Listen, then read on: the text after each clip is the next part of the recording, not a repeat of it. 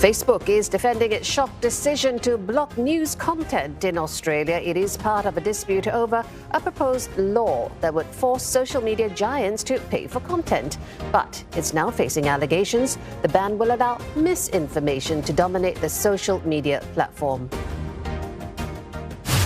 For a closer look, we're joined by Ryan Shelley at Pepperit. Mr. Shelley, some calling this Facebook blackout unprecedented. Now, aside from the immediate consequences of blank pages where the news once stood, what are the other consequences for Australian Facebook users? Yeah, look, the biggest shock this morning was that, unnews-related websites, they'd lost their Facebook page. So examples were, for example, South Australian Health, their Facebook page had been blocked.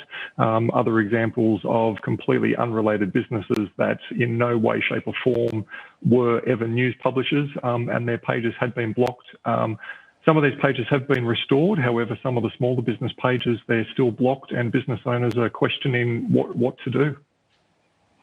Mr. Shelley, explain to us, if you will, why Google has taken a different approach, and that's despite the fact that it also threatened to cancel services before.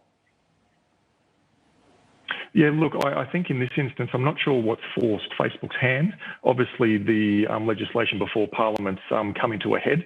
I think in this instance, Google's probably very happy to be not taking the lead and letting Facebook, fire the first salvo, see where it lands. And in this case, yeah, I think Google's very happy just to see what the fallout may be and then make some wise decisions after that. Well, you've got a government here and a big tech. Is there any room for compromise here between the Australian government and Facebook, and what would that look like?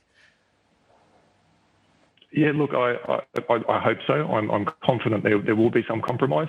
Obviously, Australians are, we understand that we're a small dot in the of use of technology and things like that, and we also understand that when it comes to legislation with things like this, and even with testing of big tech, we're a little bit of a proving ground and a test bed. So we're fully aware that this could be a test of legislation and of technology to see how our market reacts, and that could affect how bigger markets in Asia and the US obviously react after that. So news organisations have woken up and they've got blank pages. Their consumers are suffering amid all of this. Mr. Shelley, is this also a signal to them that content is going to come at a price? Yeah, look, I think it is getting the balance right between journalist content and obviously getting audiences to look at that content. It's always been a challenge.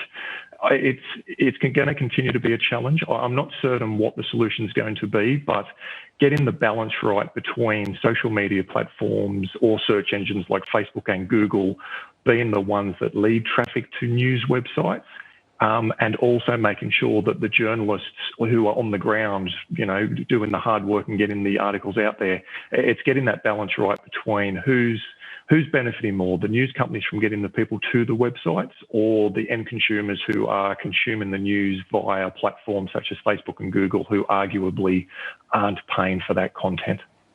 Do you also see a knock-on effect for businesses that use Facebook?